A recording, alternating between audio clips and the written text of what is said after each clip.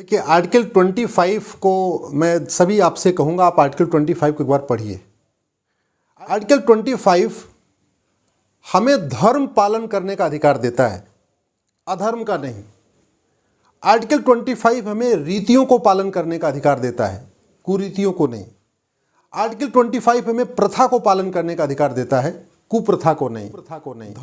धर्म और अधर्म में जमीन आसमान का अंतर है, प्रथा और कुप्रथा में जमीन आसमान का अंतर है, रीति और कुरीति में जमीन आसमान का अंतर है। दूसरा, संविधान का आर्टिकल 25 की शुरुआत 3 शब्दों से होती है, subject to public order, health, morality. आप धर्म पालन में कोई ऐसा काम नहीं करेंगे जिससे पब्लिक ऑर्डर डिस्टर्ब हो जाए। आपका जो सवाल है वो पब्लिक ऑर्डर की कैटेगरी में आता है। आप अपने धर्म के पालन में किसी भी तरीके की ऐसी एक्टिविटी नहीं करेंगे, कोई ऐसा काम नहीं करेंगे पब्लिक ऑर्डर डिस्टर्ब हो। सड़क पे नमाज पढ़ना पब्लिक ऑर्डर को डिस्टर्ब करना है। दूसरा, उसमें जो दूसरी लिमिट दी है, अपने धर्म के पालन में आप हेल्थ का ध्यान रखेंगे, लोगों के स्वास्थ्य का ध्यान रखेंगे। नमाज 5 बार अजान करना, 20-20 लाउड स्पीकर लगा के, 15-15 लाउड स्पीकर लगा के, ये हेल्थ का इशू है। आप दूसरों की नींद खराब करते हैं, आप नॉइज़ पोल्यूशन कर रहे हैं। हेल्थ का इशू का मतलब धर्म के पालन में, मजहब के पालन में, रीति रिवाज के पालन में आप ऐसा कोई काम नहीं करेंगे जिससे एयर पोल्यूशन बढ़े, वाटर पोल्यूशन बढ़े, नॉइज़ पोल्यूशन बढ़े, किसी का स्वास्थ्य खराब हो, किसी का गला नहीं काट सकते। और पब्लिक ऑर्डर का मतलब आप सड़क नहीं जाम कर सकते, सार्वजनिक स्तर पे नमाज नहीं कर सकते। और जो तीसरी लिमिटेशन दी हुई है आर्टिकल 25 में, मोरालिटी, आप ऐसा कोई काम नहीं करेंगे जो इमोरल हो। कहने का मतलब साम दाम दंड भेद द्वारा धर्मांतरण नहीं करा सकते, आप झूठी बातें नहीं बता सकते, आप वहाँ पे धोखा नहीं कर सकते, आप अपने धर्म पालन में पाखंड नहीं फैला सकते, आप अपने धर्म के पालन में काला जादू नहीं फैला सकते, आप अपने धर्म के पालन में दूसरों का धर्मांतरण नहीं करा सकते। मोरालिटी का मतलब किसी को लालच दे के, किसी को बहला के, किसी को फुसला के, किसी के साथ अपना हुलिया बदल के, किसी के साथ धोखा दे के, किसी को शराब पिला के, किसी को नशा दे के धर्मांतरण कराना, ये भी आर्टिकल 25 का उल्लंघन है। तो आपका जो सवाल है कि जो गुड़गांव में हो रहा है पूरी तरीके से गैर संवैधानिक है, आर्टिकल 25 के बिल्कुल खिलाफ है। जो आर्टिकल 25 हमें धर्म पालन की इजाज़त देता है, वही आर्टिकल 25 सरकार को कहता है कि तुम पब्लिक ऑर्डर मेंटेन करो। पब्लिक ऑर्डर डिस्टर्ब नहीं होना चाहिए। अगर पब्लिक ऑर्डर डिस्टर्ब हो रहा है तो जो कार्रवाई करना है करो। जो आर्टिकल 25 हमें धर्म पालन की आज़ादी देता है, वही आर्टिकल 25 सरकार से कहता है आप हेल्थ का ध्यान रखो, पब्लिक की हेल्थ खराब नहीं होनी चाहिए किसी एक व्यक्ति के धर्म पालन या किसी समुदाय के धर्म पालन से। जो आर्टिकल 25 हमें धर्म पालन करने की इजाज़त देता है, वही आर्टिकल 25 केंद्र सरकार और राज्य सरकार को डायरेक्ट करता है इमोरल काम न होने पाए, काला जादू न फैलने पाए, अंधविश्वास न फैलने पाए, धोखा फरेब न फैलने पाए, कोई साम दाम दंड भेद द्वारा किसी का धर्मांतरण न होने पाए। तो आर्टिकल 25 जो हमें धर्म की आज़ादी देता है, वही आर्टिकल 25 सरकार को निर्देश देता है कि आप पब्लिक ऑर्डर मेंटेन करो, आप लोगों का स्वास्थ्य का ध्यान रखो, आप कोई इमोरल काम हो रहा है उन लोगों को पनिश करो। और सबसे बड़ी बात ये कि आर्टिकल 25 की आड़ में जो ये चल रहा है, ये वास्तव में संविधान की धज्जियाँ उड़ाई जा रही हैं पूरी तरीके से। संविधान का नाम लेके सेकुलरिज्म की आड़ में, भाई सीधी सी बात है, जिस तरीके से वहाँ खेल चल रहा है गुड़गांव में क्या पूरे देश में ही चल रहा है। आप जरा कल्पना करिए, जिन स्थानों पे फ्राइडे के दिन 1 घंटा, 1.5 घंटा, 2 घंटा, इतना तो टाइम लगता ही है, वहाँ पे कब्जा करके वहाँ पे सड़क जाम कर दिया जाता है या नमाज पढ़ी जाती है। अगर उसी स्थान पे मंगलवार को सुंदरकांड शुरू हो जाए, सुंदरकांड करने में तो 2 घंटे लग जाएंगे, तो 2 घंटे मंगलवार को जाम होगा। वहीं पे अगर सोमवार के दिन जो शंकर जी का दिन होता है, वहाँ महामृत्युंजय का जाप शुरू हो जाए, सब लोग सामूहिक रूप से इकट्ठा हों, भाई हम तो महामृत्युंजय का जाप 1008 बार करेंगे। 1008 बार महामृत्युंजय का जाप करने में कम से कम 5 से 6 घंटा लगता है, फिर तो 5-6 घंटे वहाँ जाम हो जाएगा। अगर उसी स्थान पे जहाँ शुक्रवार को नमाज हो रही है, लोग संडे को इकट्ठा हों, बोले जी हम तो आज यहाँ यज्ञ करेंगे, सूर्य भगवान की आराधना करेंगे, सूर्य भगवान की पूजा करेंगे और हम आज यज्ञ करेंगे, तो यज्ञ करने में भी 2 घंटे लग जाते हैं। जहाँ पे फ्राइडे की नमाज हो रही है, अगर वहीं बुधवार को लोग भगवान गणेश की आराधना शुरू कर दें, गणेश सहस्त्र नाम शुरू कर दें, गणेश भगवान की आरती करें, वहीं पूजा करें, घंटा शुरू कर दें, घंटा बजाना शुरू करें, घड़ी घंटियाल और जो भी अपने रीति रिवाज शुरू कर दें, तो फिर तो बुधवार को भी 2-3 घंटे जाम हो जाएगा।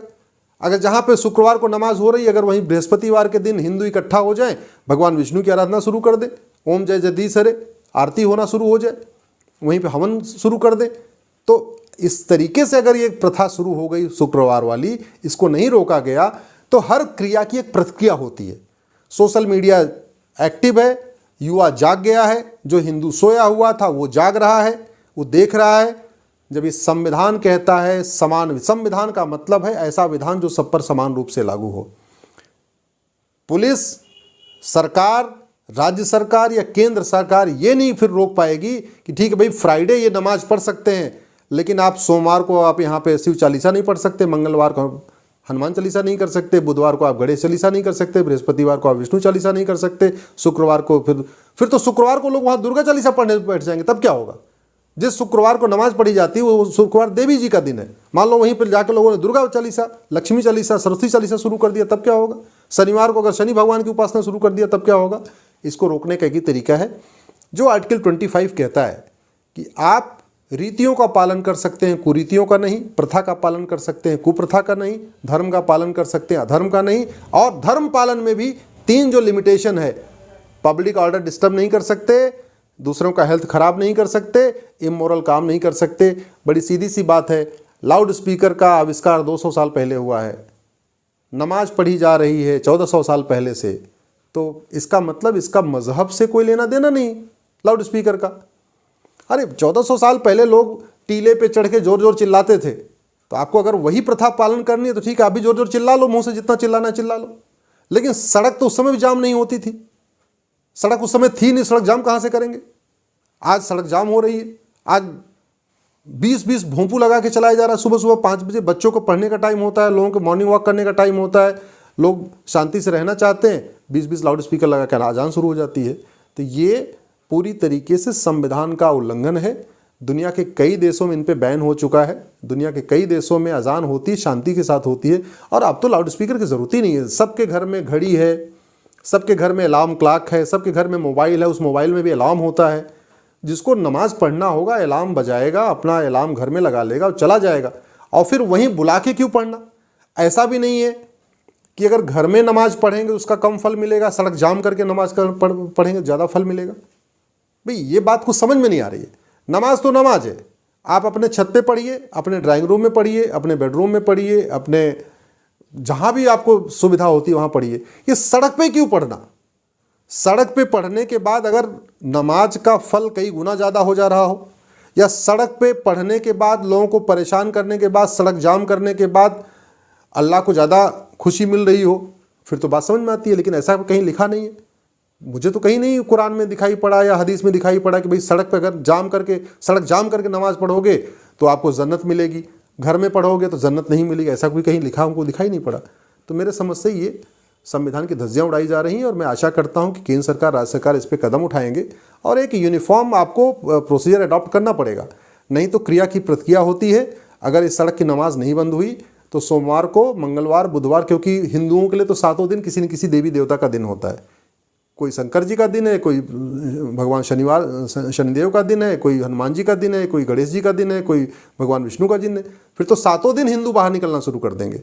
ये क्रिया की प्रतिक्रिया होगी, लाइन एंड ऑर्डर डिस्टर्ब होगा, ठीक नहीं होगा। इसलिए मैं आशा करता हूँ माननीय मुख्यमंत्री जी, देश के सभी मुख्यमंत्रियों से निवेदन करता हूँ एक प्रोसीजर अडॉप्ट करें, और जिनको श्रद्धा है, जिनको नमाज पढ़नी अपने घर में पढ़ें। पब्लिक पार्क में, बस अड्डे पे, रेलवे स्टेशन पे, हवाई अड्डे पे और सड़क जाम करके, ये बिल्कुल ठीक नहीं है। मैं आपसे एक एडवोकेट के नाते बात कर रहा हूँ, और एक एडवोकेट के नाते आपको जवाब दे रहा हूँ। सड़क पे नमाज पढ़ना ये केवल गुड़गांव की समस्या नहीं है, केवल हरियाणा की समस्या नहीं है, राष्ट्रीय समस्या है। चलो यहाँ पे कुछ लोग गुड़गांव में गए और वहाँ पे हंगामा हुआ, बंद हो गया। बंगाल में तो किसी की हिम्मत नहीं है जाके हंगामा करने की, केरल में तो किसी की हिम्मत नहीं है हंगामा करने की, कश्मीर में किसी की हिम्मत नहीं हंगामा करने की, या बाकी और भी जो तो यूपी के और जी जगह है, नूह और मेवात में किसी की हिम्मत नहीं पड़ेगी ऐसे करने की। तो इसलिए कह रहा हूँ, इसका समाधान सरकार को ही करना पड़ेगा।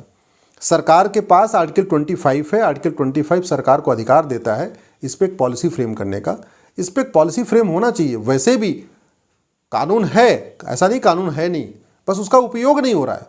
सार्वजनिक स्थानों पे कंट्रोल करना, सार्वजनिक स्थान पे कोई भी कार्य करना, ये अपने आप में अपराध है। रेलवे स्टेशन पे जाना, जैसे रेलवे स्टेशन पे आप जाते तो आपको प्लेटफॉर्म टिकट लेना पड़ता है, तो क्या जो रेलवे स्टेशन के ऊपर नमाज पढ़ी जाती है वो प्लेटफॉर्म टिकट लेके पढ़ी जाती है? नहीं। या मैं तो कलकत्ता वगैरह में देखता हूँ, बंगाल में देखता हूँ, वहाँ जैसी फोटो आती है, कई बार यहाँ नई दिल्ली रेलवे स्टेशन पे देखा गया, पुरानी दिल्ली रेलवे स्टेशन पे देखा गया। ये समस्या केवल गुड़गांव की नहीं, इस समस्या को छोटा मत करिए, ये राष्ट्रीय समस्या है। समाधान भी इसको सबको एक साथ करना पड़ेगा, और इसका हमने आपको बताया हर क्रिया की प्रतिक्रिया होती है। आप जब कहते हैं ये देश संविधान से चल रहा है, इस देश में संविधान लागू है, तो संविधान तो दो शब्दों से मिलकर बना है, संविधान। ऐसा विधान जो सब पर समान लागू हो, समान रूप से उसको कहते हैं संविधान। यानी आपका नियम भी समान होना चाहिए, आपका कानून भी समान होना चाहिए, आपका प्रोसीजर भी समान होना चाहिए, और जो आप तय करो वो सबके लिए समान होना चाहिए। तो नमाज को अलाउ करना और दूसरों को रोकना सड़क पर से, ये संविधान नहीं है, तो वायलेशन हो गया। तो मैं आशा करता हूं कि इसको ध्यान में रखते हुए, और मुस्लिम समाज को भी आगे आके समझना पड़ेगा, इस पे एक खुली चर्चा की ज़रूरत है, खुली बहस होनी चाहिए। मैं तो चाह रहा हूं कि इस पे हिंदू धर्मगुरु और मुस्लिम जो मजहबी मौलाना है वो एक साथ मंच पे आके खुली बहस करें इस पे। मैं तो एक वकील के नाते हूं, मैं तो इतना कह सकता हूं, जो लोग इस पे बहस करना चाहें, मैं संवैधानिक बहस कर सकता हूं, संविधान में क्या क्या लिखा हो बता सकता हूं, जो मैंने आपको बताया। लेकिन इस पर खुली बहस होने की ज़रूरत है कि सड़क पे जाम करके, सड़क पे भीड़ लगा के क्यों? क्या जो लोग सड़क पे आ रहे हैं उनके पास कोई घर नहीं है? क्या वो लोग बेघर लोग हैं जो आके फ्राइडे को इकट्ठा हो जा रहे हैं? अगर जब सबके पास घर है तो घर में करने में क्या दिक्कत है? अपने छत पे करने में क्या दिक्कत है? अपने ड्राइंग रूम, अपने बेडरूम, अपने जहाँ पे उनके जगह है वहाँ करने की क्या ज़रूरत है? ये फ्राइडे को इकट्ठा होना क्या मतलब शक्ति दिखाना ज़रूरी है कि हमारी इतनी संख्या हो गई है, क्या शक्ति प्रदर्शन करना ज़रूरी है? क्या मोटिव क्या है, इंटेंशन क्या है? क्योंकि जितना मैंने कुरान को पढ़ा, कहीं नहीं लिखा हुआ है कि आप सामूहिक रूप से इकट्ठे होकर और सड़क जाम करके नमाज पढ़ो, कहीं नहीं लिखा हुआ है। कुरान में कहीं नहीं लिखा हुआ है कि आप 20 लाउड स्पीकर सुबह सुबह उठाओ। लाउड स्पीकर था ही नहीं तो लिखा कहाँ से जाएगा? उसमें तो लाउड स्पीकर बना ही नहीं था। तो जो चीज़ें अगर आप परंपरा को मानते हो कि भाई हम तो वो हर काम करें जो 1400 साल पहले था, तो ठीक है, फिर तो आप ये पैंट शर्ट मत पहनो, चश्मा मत लगाओ, मोबाइल छोड़ दो, घर में जो है बिजली का कनेक्शन कटवाओ, अंधेरे में रहो, बाकी और आपके पास गाड़ी वाड़ी हटाओ, फिर तो आप खच्चर खरीदो या का घोड़ा वोड़ा खरीद लो, उस पर चलो। अगर आप 1400 साल पुरानी मान्यता को लेकर रहे हो फिर आपको ये करना पड़ेगा। और अब आप 21वीं सदी में आ गए हैं, तो आज जो ज़रूरत हो, ये नमाज पढ़ना अपने आप में, वास्तव में अगर आप ऊपर वाले को खुश करना चाहते हो तो ऊपर वाला तभी खुश होगा जब नीचे वाले खुश होंगे।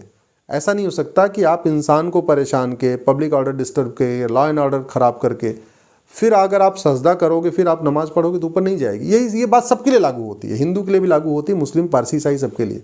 ऊपर वाला कोई बहरा नहीं है कि जोर जोर चिल्ला चिल्ला के अपनी आराधना, अपनी पूजा, अपनी नमाज करना ज़रूरी है। ऊपर वाला कोई ऐसा भी नहीं है, कोई चाह रहा है कि सारे लोग इकट्ठे हो जाएं, 3000 4000 की भीड़ इकट्ठी हो जाए तभी मुझे खुशी मिलेगी। ऊपर वाले से तो आपको सीधे कहते हैं मन, आत्मा का आपका मिलन होना चाहिए, मन का मिलन होना चाहिए। तो ऐसे में इसका एक ही समाधान है, एक यूनिफॉर्म पॉलिसी बने, ये यूनिफॉर्म पॉलिसी सबके ऊपर लागू हो। और ये विषय राष्ट्रीय है, ये केवल गुड़गांव का विषय नहीं है, केवल हरियाणा का विषय नहीं है, विषय पूरे देश का है। तो इसलिए इसका समाधान निकालना बहुत ज़रूरी है। धन्यवाद।